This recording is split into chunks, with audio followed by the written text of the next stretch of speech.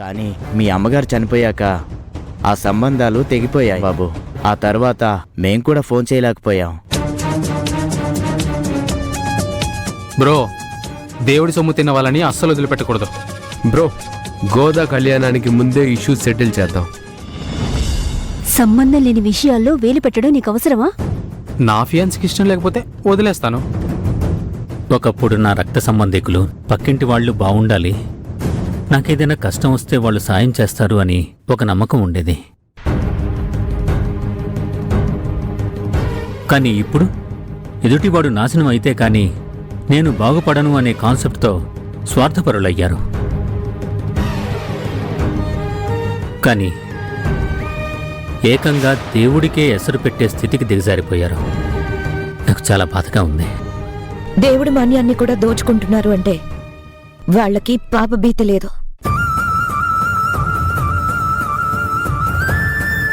ఆ దేవుడే దిగొచ్చి వాళ్ళకి బుద్ధి చెప్పాలని అందరూ అనుకుంటారు. కానీ ఈరోజు మన రూపంలో వాళ్ళకి బుద్ధి చెప్పి గుడి మాన్యాలు కాపాడమని ఇక్కడికి మనల్ని దేవుడే పంపించాడేమో మావయ్య గారు.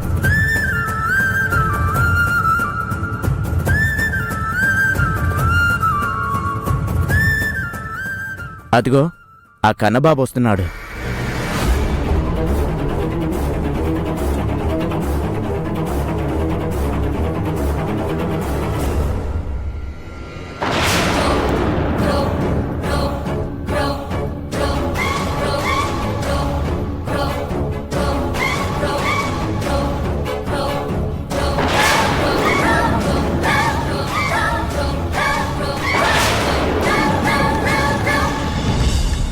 నమస్కారం రఘునందన్ గారు.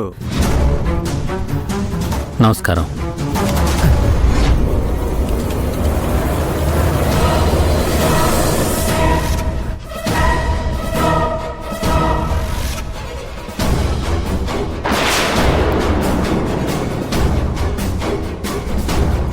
ఎరా, మళ్ళీ నా గురించి నేను చెప్పుకుంటే ఆ దేవుడు కోపం వస్తుంది. ఎవరైనా చెప్పండి రా బాబు. అయ్యా, గత 25 ఏళ్లుగా ఈయనే హోల్ అండ్ సేల్ ప్రెసిడెంట్ అండి. మీ గురించి అంతా తెలుసు కన్నబాబు గారు. సంతోషం. చాలా గ్యాప్ ఇచ్చి కొడుకు, కోడలు, బంధువులు వచ్చారు.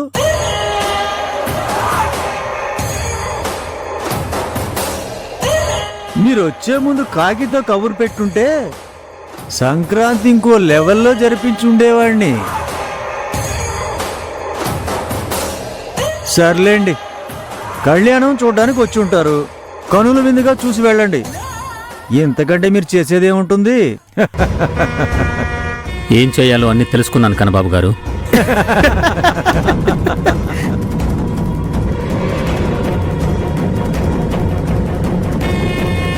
బుచ్చిబాబు పెద్ద స్పీకర్ అని మాకు తెలుసులేండి. అయినా 25 ఏళ్లుగా వాడు చేసిందేమీ లేదు. సిటీ వాళ్ళు మీరొచ్చి ఏం చేస్తారు?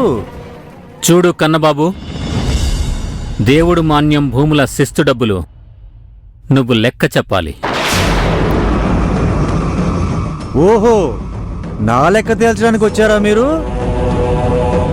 ఏరా బుచ్చిబాబు, నీకెంత ధైర్యం ఉంటే మా మీద చాటులు చెప్తావురా నిన్ను? రేయ్,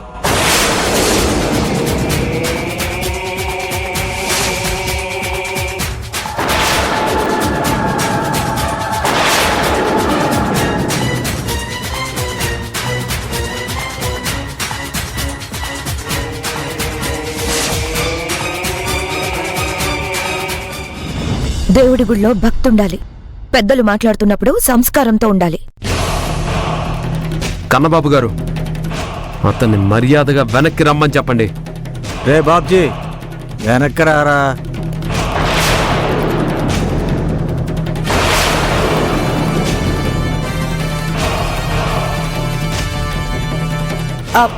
అన్నయ్య, ఈ గొడవలన్నీ మనకు అవసరమా? వదిలేయండి. ఎవరి పాపాన వాళ్లే పోతారు. నువ్వాగమ్మా.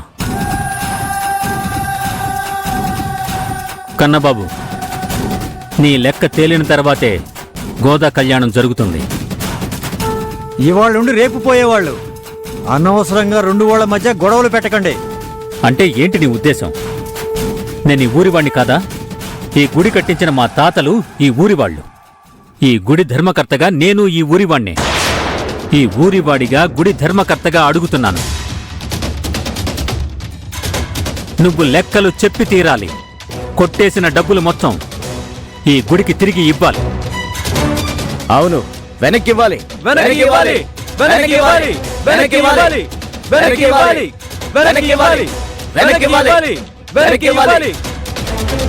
రేయ్, ఏంట్రా అరుస్తున్నారు? గుళ్ళో కాదు, దమ్ముంటే ఊరు బయటికి రండిరా, చూసుకుందాం. రండిరా, చూసుకుందాం. రండి. వెనక్కివ్వాలి. ఇవ్వాలి. వెనక్కివ్వాలి. అవును, ఆగండి.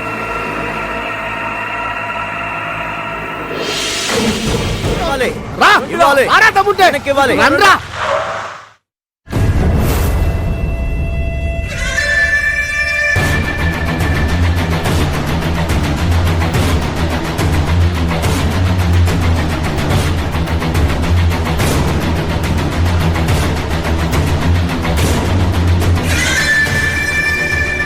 వెనక్కివ్వాలి.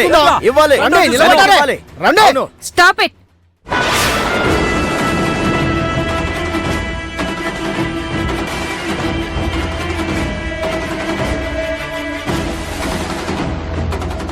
నమస్కారం మేడం. నమస్తే మేడం. నమస్తే రఘునందన్ గారు.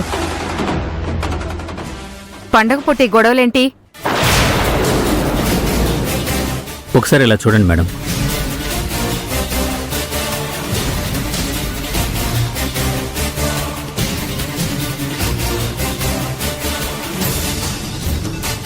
గుడి మాన్యం గురించి గవర్నమెంట్ గెజిట్లో క్లియర్గా ఉంది.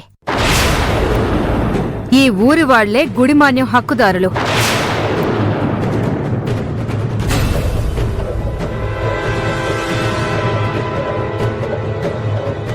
ఏంటి మేడం, మిమ్మల్ని గోదా కళ్యాణానికి చీఫ్ గెస్ట్ గా పిలిచింది మేము, కానీ మీరేంటి వాళ్ళ వైపు మాట్లాడతారు? కన్నబాబు గారు, గుడి మాన్యం శిస్తులు సరిగ్గా కట్టడం లేదని ఆల్రెడీ నా దృష్టికొచ్చింది. కాబట్టి మీరు ఈ లెక్కలన్నీ ఊరి వాళ్ళకి చెప్పాలి. అంతేకాదు, ఇక మీదట గుడికి సంబంధించిన అన్ని శుభకార్యాలు మా ఊరి వాళ్లే నిర్వహించాలి. మేడం, వాళ్ళేమీ చేయలేదు, అన్ని దగ్గరుండి నేను చూసుకుంటున్నాను. So what? ఇప్పుడలా కుదరదు. అలా కుదరదు అంటే మా ఊరు వాళ్ళు ఒప్పుకోరు మేడం. చూడండి, మీరు సామరస్యంగా మాట్లాడుకుని ఒక ఒప్పందానికి వచ్చి నాకు తెలియజేయండి.